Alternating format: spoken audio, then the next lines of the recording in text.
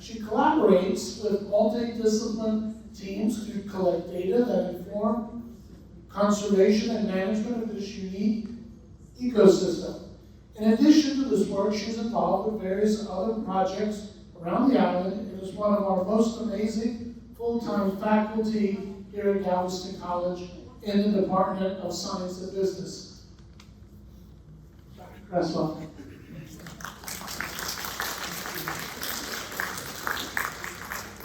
Awesome. Thank you all for being here tonight. I really appreciate your time. Again, my name is Dr. Jacquelyn Cresswell. I'm not only teaching biology here at Galveston College, I'm also fortunate enough to be one of the research divers as part of the NOAA Flower Garden Bank's National Marine Sanctuary team. And that's what I'm here to talk to you about tonight. Who here has heard of the Flower Garden Bank's National Marine Sanctuary? Raise a hand. All right, good number of hands. Love it. That's great. Well, let's start with a quick little history of the National Marine Sanctuary system. The Flower Garden Bank's National Marine Sanctuary rests within the Office of National Marine Sanctuaries, which serves as the trustee for a network of underwater parks encompassing more than 620,000 square miles of marine and Great Lake waters. From Washington State to the Florida Keys, and from Lake Huron to American Samoa, this network includes a system of 15 national marine sanctuaries and Papahanaumokuakea and Rosatoll National Marine Monuments. Many are not aware of the National Marine Sanctuary system, but national marine sanctuaries are similar to national parks, just underwater. They protect important habitats, animals, and historic artifacts, but are still places that you can visit and enjoy, all of which are protected under the National Marine Sanctuaries Act. The primary objective of the National Marine Sanctuaries Act is to protect these marine resources, like the coral reefs, the sunken historic vessels, and unique habitats. Like the coral reefs and unique habitats found in your very own Flower Garden Bank National Marine Sanctuary. But to clear it up, what do you think? Is a sanctuary, are these sanctuaries really sanctuaries? No. No, in the sense that you are absolutely encouraged to go out and enjoy and visit and explore these resources. Interestingly, the Flower Garden Bank's National Marine Sanctuary is the only national marine sanctuary located here in the Gulf. It is home to beautiful, thriving coral reefs, diverse fish populations, located just 100 miles offshore. Yes, just out here in our very own Gulf. To show you a little bit of where that's located, you can see the box in the inset map above here is where the sanctuary is located in respect to the Texas and Louisiana coastlines. The main map below shows a closer view of all the separate pieces that make up this sanctuary. These banks lie 80 to 125 miles offshore and create a chain of protected habitats for ecologically and economically important species across the northwestern Gulf. You may wonder why only the individual banks are protected instead of protecting this entire swath of Gulf, and that's because of the oil and gas industry present within the Gulf. We work closely with these entities while providing space for both to exist. The connections between these habitats, between these banks, are both geological, as you can see from the contours of the map shown here, and biological. When Flower Garden Bank's National Marine Sanctuary was designated in 1992, it consisted of just two banks, East Flower Garden Bank and West Flower Garden Bank, shown here below on the map. The coral reefs I mentioned here earlier are found on top of these banks, and the reason for this initial designation. In 1996, it was Stetson Bank that was added to the sanctuary. The top of this bank is what we call a coral community. only in January 2021, a mere few years ago, did the remaining reefs and banks get added to the sanctuary to help protect additional coral communities and a variety of mesophotic or low-light habitats. Flower Garden Bank's National Marine Sanctuary expanded from 56 square miles to 160 square miles, protecting additional critical habitat in the Gulf. This is a big win, big success here. This means that the sanctuary is now made up of 17 different reefs and banks with depths ranging from 52 to 722 feet. The sanctuary banks are a combination of small underwater mountains, bridges, troughs, and hard-bottom patches associated with underlying salt domes. A salt dome is an underlying layer of salt that has been pushed up through overlying sediments by internal pressures. In some places, that salt layer breaks through completely, while in others, it simply forces the seafloor to bulge upward, forming that underwater mountain shape. All of this movement causes faults and cracks in the overlying and surrounding rock. And at some sites, the salt lies only a few feet beneath the substrates, or in others can lie up to 10,000 feet below those sediments. But this gets us to why these banks are so special. This up-thrusted rock, these underwater mountains from those salt domes, provide gathering places for pelagic ocean species and structure for settlement of a variety of organisms. Right? This is going to create pockets of reef habitats across the continental shelf. The reef habitats of the sanctuary fall into three main categories: coral reefs, coral communities, and mesophotic habitats. The coral reefs at East Flower Garden and West Flower Garden banks were the original reason for sanctuary designation. There is also a coral reef shown here at McGrail Bank. These are the northernmost coral reefs in the Gulf, and this is what they look like. Massive amounts of coral that stretch as far as the eye can see. The dominant species are ring corals and star corals, many of which are considered threatened species. The reefs here start deeper than most coral reefs, approximately 55 to 60 feet deep underwater. You can get a feel for that depth from this photo. Up at the water's edge, you can see our research vessel, the diver here descending down to the coral reef. Below, that sandy patch in that lower corner is at about 80 feet deep. Right? So we've got some pretty deep regions here. But these are some of the healthiest corals in the greater Caribbean and Gulf region, with over 52% coral cover, which is as much as 5 times the amount of hard coral as other reefs in the region. Some of the banks have what we call coral communities. In other words, they have some reef-building coral, but not enough to form those hard reefs. Most of their habitats is created by algae and sponges. Stetson, Bright, Geyer, and Sommier banks are some of the locations where you can find these coral communities present in our sanctuary. These coral communities include most of the same fish and invertebrate species found at the West and East Flower Garden Bank, but the animals are much more out in the open because there's just not as many places to hide as we see in the coral reef ecosystems. Stetson and Sommier are mid-shelf banks, meaning they're approximately 80 miles from shore and 55 to 60 feet underwater.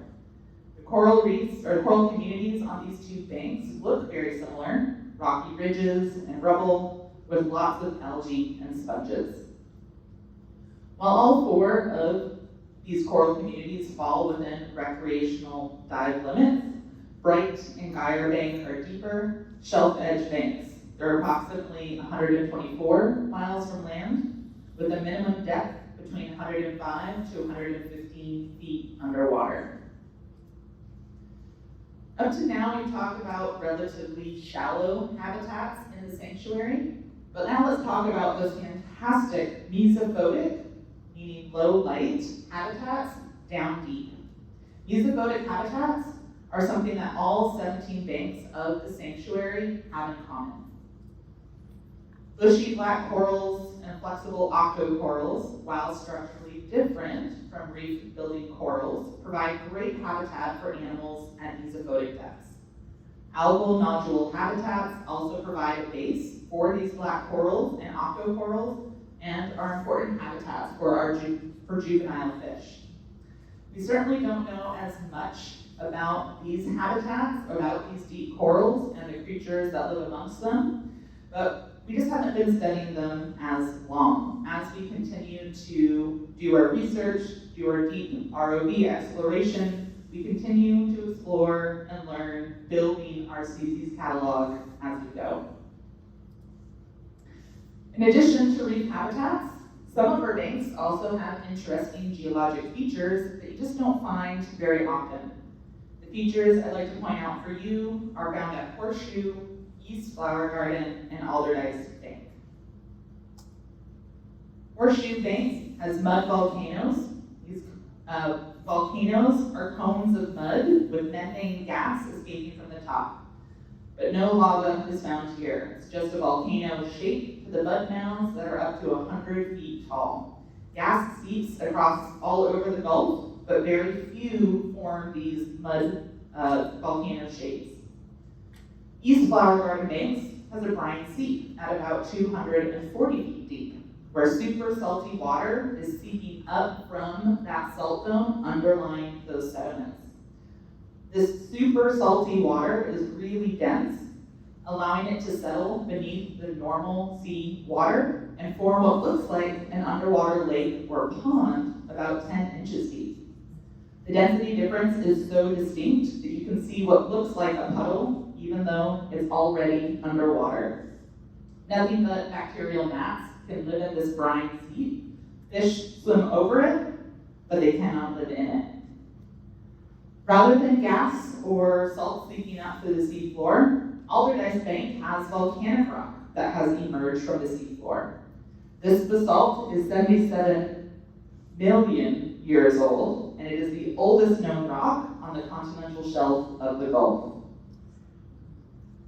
As you can tell, we care about these ecosystems quite a bit, but they need our help to withstand numerous threats. Impacts from runoff and pollutants, invasive lionfish, overfishing, and human activities can degrade these marine ecosystems. And that's why we're here, helping to provide ongoing monitoring and conservation efforts to protect this unique underwater habitat and maintain its biodiversity and ecological health.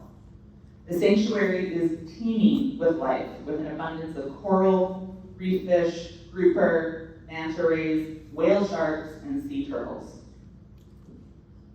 First thing to be aware of in supporting the Flower Garden Banks National Marine Sanctuary are the key regulations that are already in place.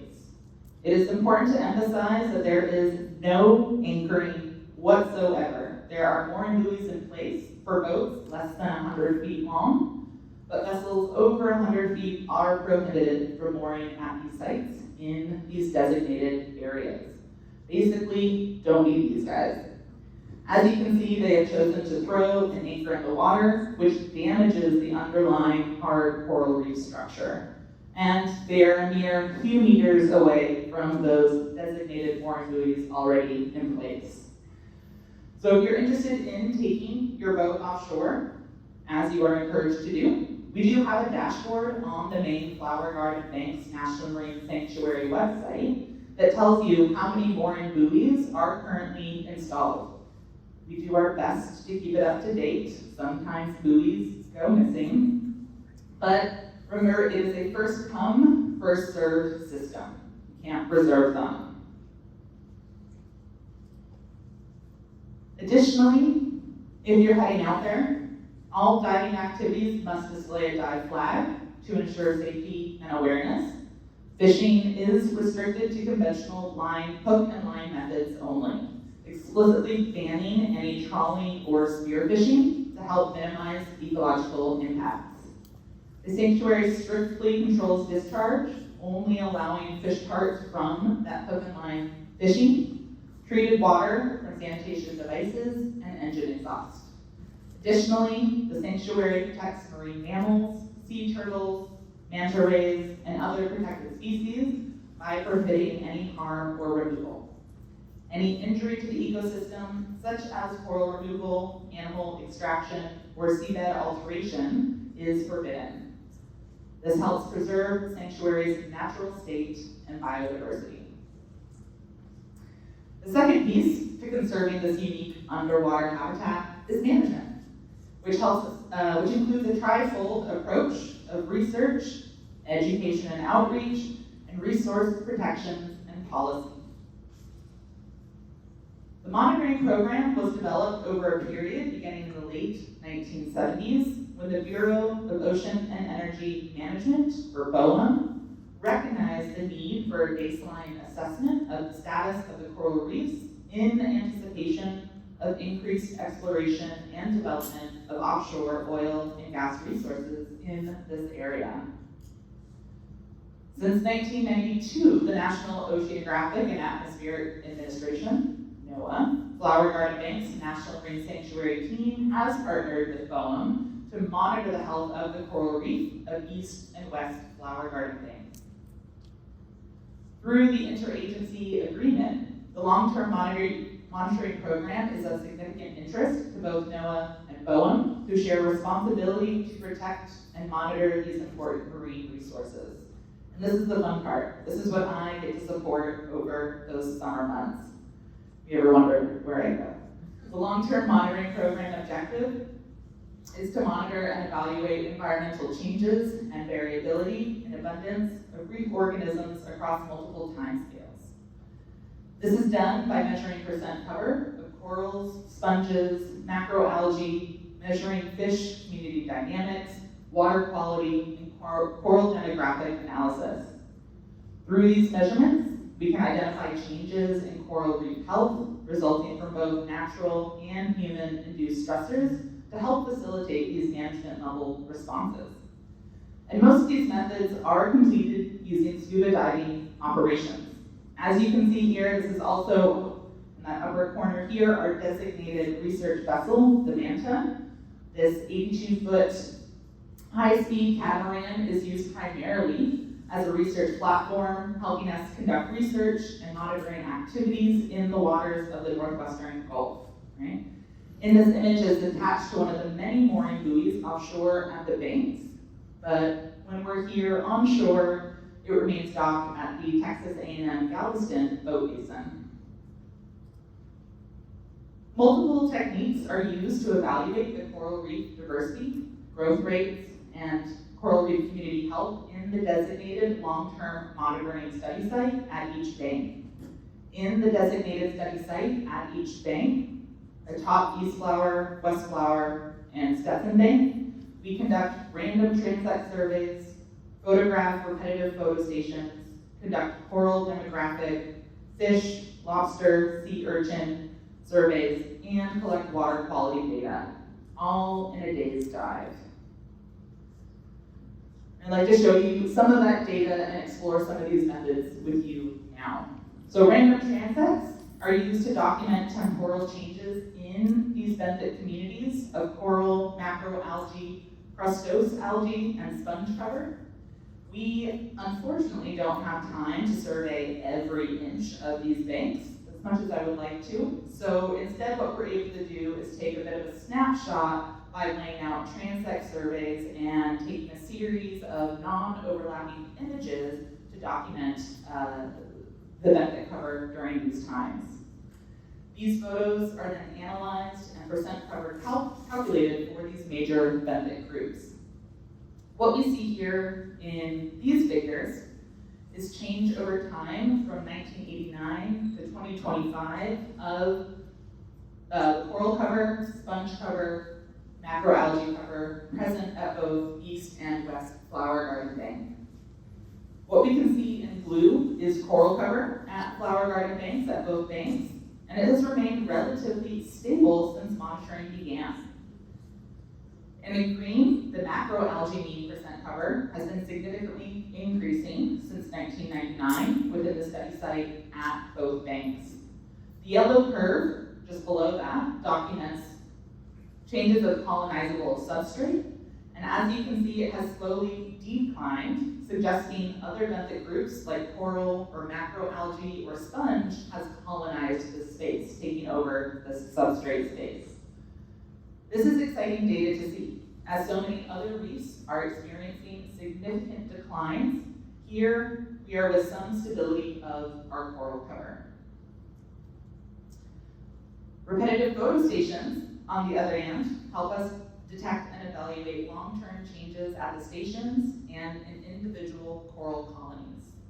These permanent coral reef photo stations are installed at biologically interesting locations to document colony level changes over time. And what we can see here, in support of the random transect data that we just saw, is the growth of coral colonies over that bare substrate. In 1989, the majority of the space is covered with that purple macroalgae. By 2010, coral has completely replaced that macroalgae on this substrate. We can also see the colonization of macroalgae after some tissue loss of one of the corals. In the upper right corner in our 1996 photo, you can see some coral with some purple brown growth below it. This tissue loss affected approximately 50% of the colony here, but as you can see, again, over time, there seems to be a replacement, recolonization of the coral in that space. These are just some of the things that we can look at using these repetitive photo stations. Analysis of the repetitive photo station data shows that mean coral cover in the repetitive study sites has increased since 1989, from 59 to 62% at East Flower Garden Bank, and about 50% to 65% at West Flower Garden Bank in 2024. This shows a significant increase in coral cover since 1989. So why are we seeing this? Why are we so different from these other declining coral reef populations? As we thought about it, we put together some reasons that we think we have a slightly different story here. Some reasons for the exceptional conditions of the Flower Garden Bank's National Marine Sanctuary includes the water depth of the reef, which buffers the reef cap from the effects of storm waves and variable sea surface temperatures. The remote offshore location, which does limit human access and exposes these reefs consistently to oligotrophic oceanic waters. Healthy grazer populations can help support the health of these reef systems, and the already protective federal regulations in place, which help prevent hydrocarbon-related effects, as well as effects from anchoring, fishing, and recreational diving. The importance of the Flower Garden Banks in terms of the Atlantic coral reef system as a whole has been substantially elevated due to the regional decline of other coral reef systems. You want to know why? To explore some of the other data, here we're looking at some data from our urchin and lobster surveys. Because of these species' nocturnal nature, these surveys are completed at night. So divers will descend to the reef an hour and a half after the sun sets and count all of the urchins and all of the lobsters that we can see along a given transect distance. We care about this data because the long-spined sea urchin, species Diadema, is an important herbivore on coral reefs throughout the Caribbean. But between 1983 and 1984, an unknown pathogen wiped out these populations. The sea urchin is a significant marine invertebrate because it's a marine herbivore, meaning it helps maintain macroalgae populations and can have substantial effect on macroalgae percent cover on these coral reefs.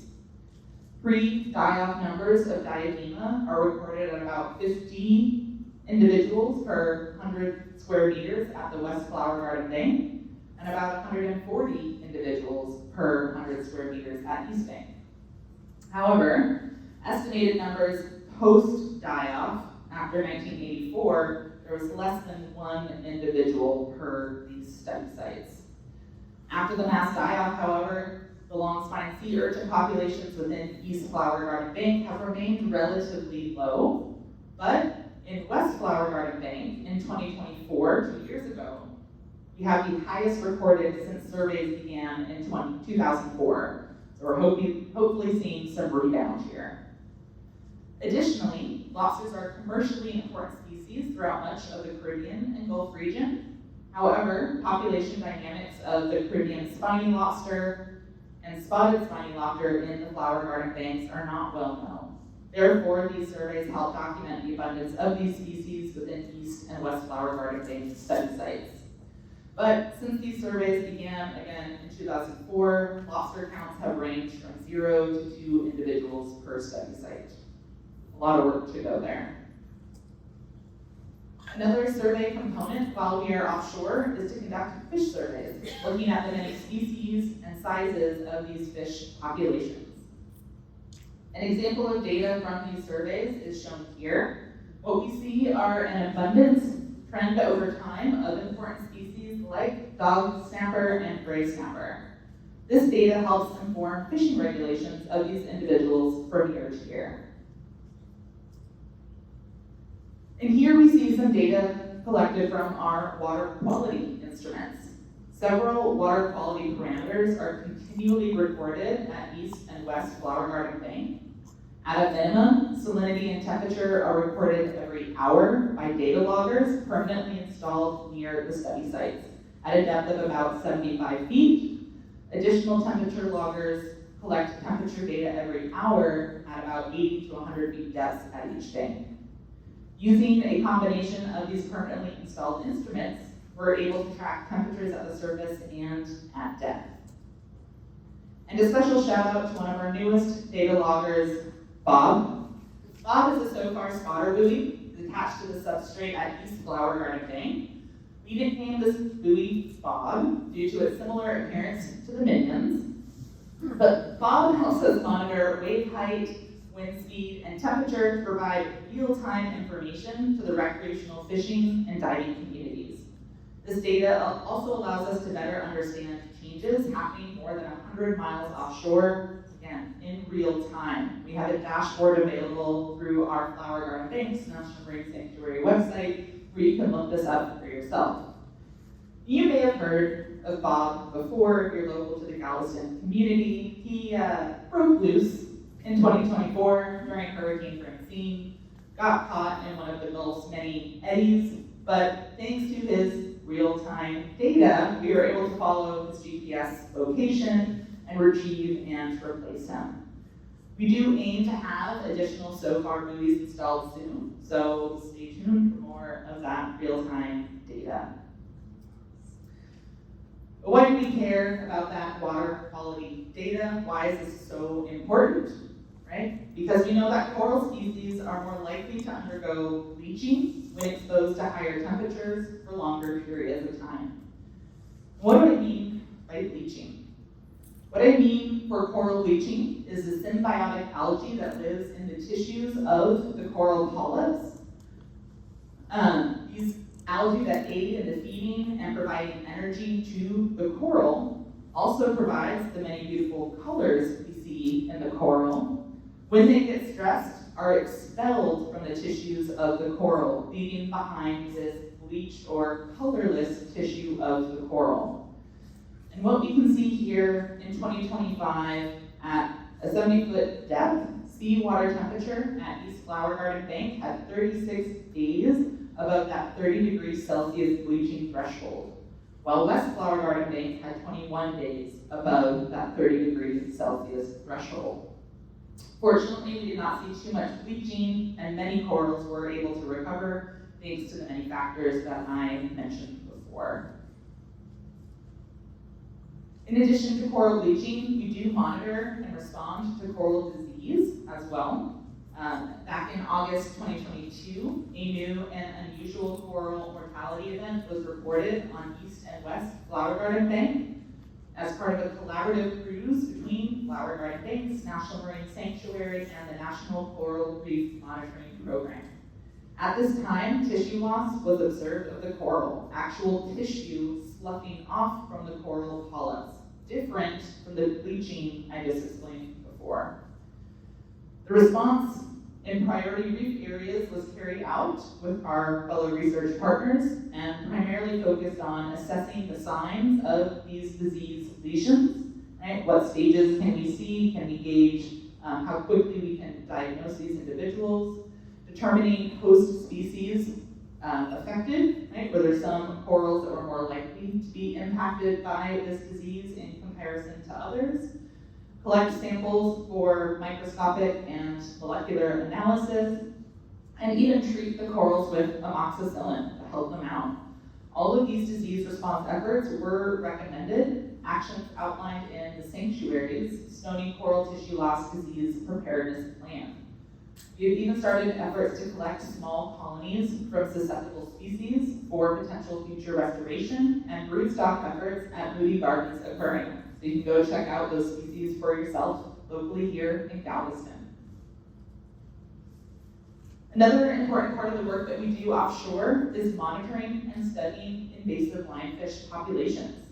These beautiful fish are native to the Indo-Pacific, where natural predators and ecological competition help keep their numbers balanced. In their native range, lionfish are simply one part of a healthy community. However, when lionfish were introduced into the Caribbean and Gulf region, they entered ecosystems that were not adapted to them. With few effective predators and no natural population controls, their numbers increased rapidly. Lionfish are aggressive and efficient hunters, feeding on a wide variety of small fish, shrimp, and other reef organisms. A single lionfish can consume large numbers of juvenile fish, including species that are important for reef health and fisheries. This breeds a serious ecological consequence. By reducing populations of grazing fish, lionfish can indirectly allow algae to overgrow corals, weakening reef systems already stressed by warming waters and pollution. This also competes with the native predators, such as snappers and groupers, for other food resources. So, what do we do about this? Numerous lionfish derbies are hosted each summer, where lionfish are collected. Hundreds of them collected in a summer. Each fish collected is measured for their size and weight to help understand their growth patterns, and gut content is analyzed to really answer that question of what they're consuming on these reefs. One of our researchers has also started to tag the lionfish by doing underwater fish surgery to help track the movement patterns on their reef. The more we can understand, the better we can help our coral reef ecosystems. The collection of hundreds of lionfish each summer even allow for collaborative outreach efforts. Just yesterday, with the help of the NOAA Flower Garden Bank's National Marine Sanctuary team, I was able to guide my Biology 2 students here at Galveston College through lionfish dissections, where they helped collect real data to be used for real science.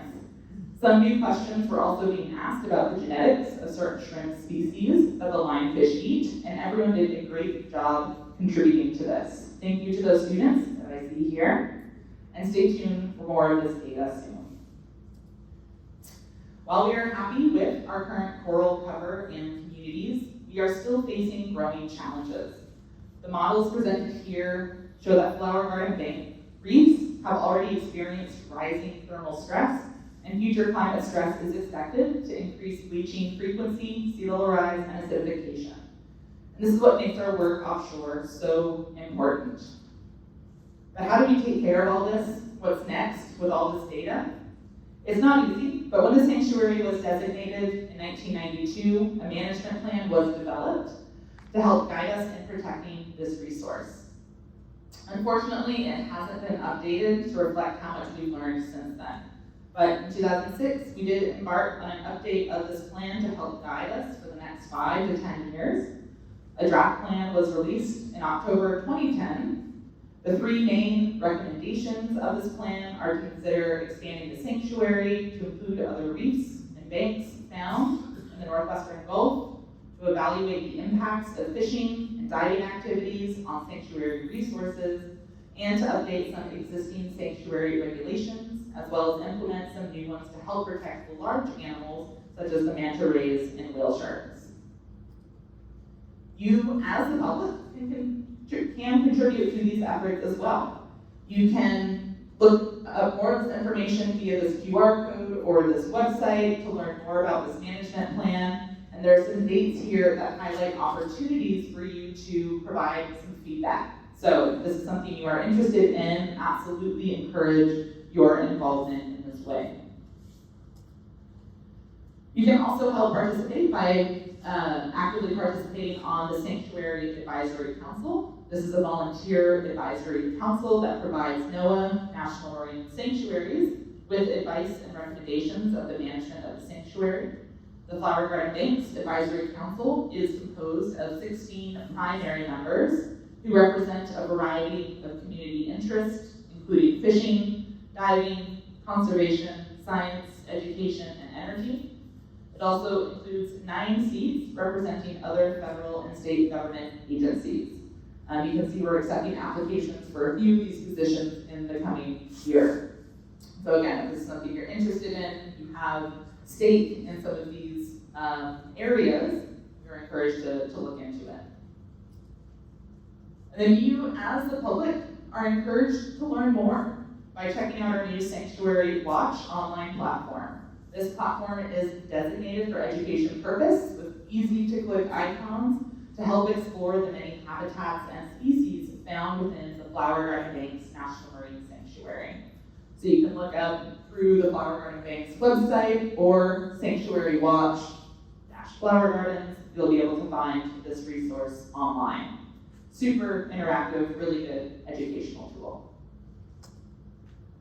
Another shout out to some volunteer events. We do have an open house happening at our facility here in Galveston, May 16th. This is a free event open to the public. Bring your family, bring your roommate, okay? You can help explore with us the many research initiatives that we do offshore. We'll be doing some demo lionfish dissection. I'll be there driving the underwater robot. If you want a chance to explore that, you're welcome to join me. But this will be a fun event happening Saturday, May 16th. Again, free. And at the very least, feel free to keep in touch via email lists and social media. I do want to give a quick thank you to the amazing team that I work with every summer to make all of this possible. I really enjoy it. And thank you all for your time this evening. If you have any questions, please let me know. Yes. In one of the tables you had, or charts, you didn't have any data from 2020 and 2021. So I assume you weren't able to get out there and dive because of COVID.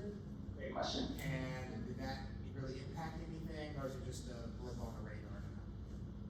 Unfortunately, yes, those years are just non-data collecting years. As far as how it affected the ecosystem out there, probably helped out.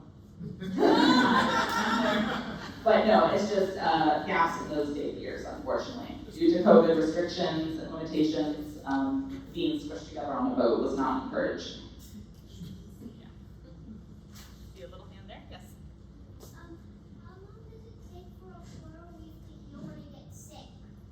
Ooh, that's a great question. It really depends on the species, but we do see restoration of some of these coral species within a year. There's bleaching or disease in one summer, by the next summer we can often see improvement and growth and health there.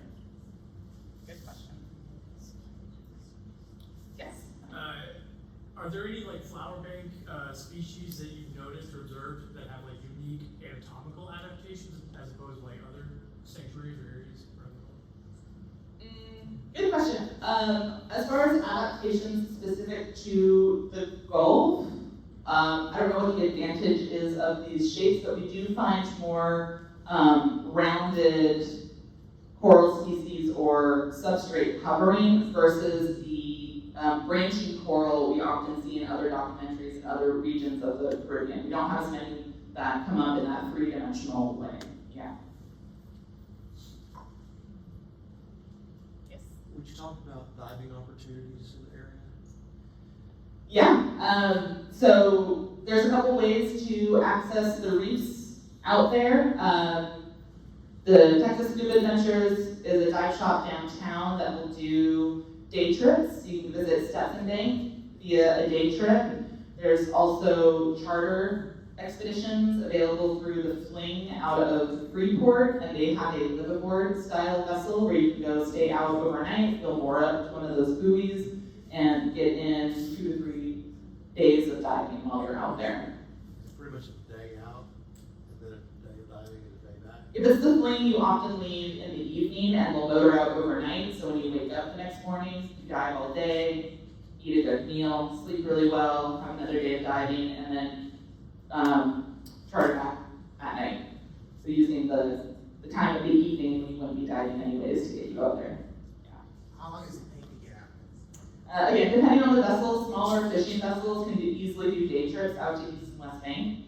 But for us, it's about, depending on wave conditions, 7 hours, 7 to 9 hours, yeah. So yeah, we're leaving in the evenings as well, using the night for that. What's like your most favorite, or like your favorite animal that you've seen while diving out there? Great question. I mean, you can't go wrong with seeing a manta ray, charismatic megafauna, absolutely. But one of my favorite reef fish is an average reef fish that you can see out there, but it's the French angelfish. They're just big dinner plates of a fish that have little mustaches. Yes. Were any of those pictures of you? No, I don't. There's one on the vessel, but I wasn't sure if it was me, but no, I'm not present in it. Oh, I'm in this one, where we're putting Bob out for the first time. That's our team deploying Bob. Yeah. How about sea turtles? Do you see much of those? We do see them. They're not super common, but they're out there. Mm-hmm. Yes. How about lionfish population now? Is it declining? Is it like staying steady? Or? So as we often see with invasive species, when they enter a new environment, there's a peak kind of rise in their population numbers, and then a bit of a fall and plateau. We're kind of in that plateau right now. They're still very much present, but they're not nearly as abundant as when they first took over in the early 2000s. Talk about conserving it. If I was a scuba diver going out there, could I catch an invasive species? Is that legal, or? That's a good question. So I know with our lionfish derbies, there's regulations in place to allow for that type of spearfishing specifically. For the average recreational diver, though, I'd have to look into that for you. Yeah. Yes. For the prey, since they're invasive species, do they have like new adaptations that they against the lionfish? Repeat the question, sorry. Do the prey for the lionfish, do they get new adaptations Mm. against the lionfish? We haven't seen any modifications in prey adaptations yet. Things don't know to avoid it yet. But it's still pretty young, evolutionarily speaking, to see those types of adaptations. Great question.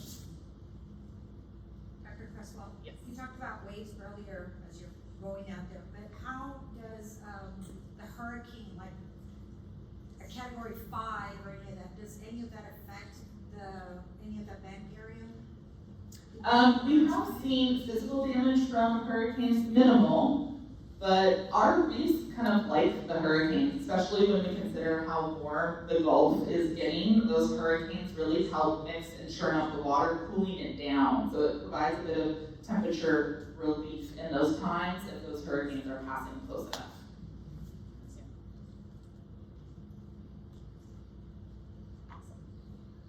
What was what age were you when you first went out to see the corals? I moved to Texas in 2013, and I was offshore for the very first time in 2014. So very quick, and I've been volunteering, now working for them in numerous capacities since that time. Do you see any like limitations so far to it being a sanctuary, or like if you could wave your hand, is there any more legislation you would want to pass to help protect the area, or have we done what we can as a city? There's always more to do, and that's a really good question. I mean, I think there's always more area to cover to protect, and that's something that we're working on, but yeah, I think the more protections, the better, always. Yes? There was a big oil spill in the Gulf a while ago, so did it affect, the sanctuary, these areas? Mm-hmm. Well, it was really bad at the time, but now Right. it's okay. That's a lot of what our music photic team is working on right now, because that's where we're seeing more of those impacts at the deeper depths within the Gulf. So stay tuned for more of that data coming out, but that's what has been primarily focused on there. Thank you. Yeah, thanks. Okay, thank you all so much for your time this evening.